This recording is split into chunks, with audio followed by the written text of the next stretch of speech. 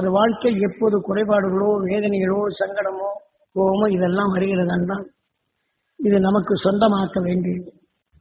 அந்த துருவ நட்சத்திரத்தின் உணர்வை நாம் சொந்தமாக்கி இது என் உடலில் பரவ வேண்டும் என்று நாம் முதலில் சொன்ன மாதிரி இரத்த நாணங்களிலே பழக்க வேண்டும். என் உடல் உள்ள உறுப்புகள் பெற வேண்டும்.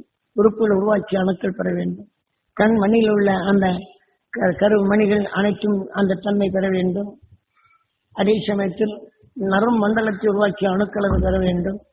எலும்புகளை உருவாக்கிய அந்த அணுக்கள் பெற வேண்டும். இல்லை என்றால் அந்த வேதனை என்ற உணர்வுகள் நாம் எலும்பின் ஈர்ப்பு போனால் டிபி, அதே உணர்வின் தன்மை நாம் நுரையீரலும் மற்ற ஈரல் பார்த்தா டிபி.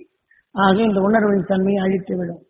இதை போன்ற பல தீமைகளின் விளைவுகளிலிருந்து நீங்கள் தப்புவதற்கு இதை முறைப்படுத்தி உங்கள் வாழ்க்கையில் அந்த துருவ நட்சத்திரத்தின் உணர்வை நீங்கள் பெற்று இது அடிக்கடி எந்த நிமிஷமானாலும் சரி வாழ்க்கையை தியானமாக்குகிறது.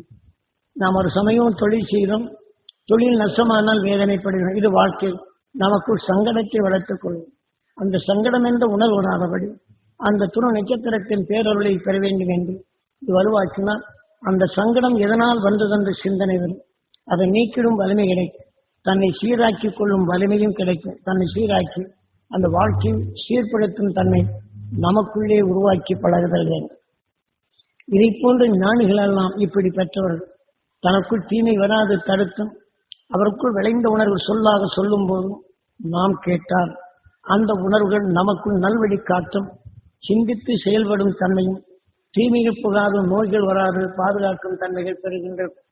நாம் தொழிலும் ஒழுங்காக அதை சீர்படுத்தி வெளிப்படுத்தும் தன்மையும் இந்த வலிமை கிடைக்கும்.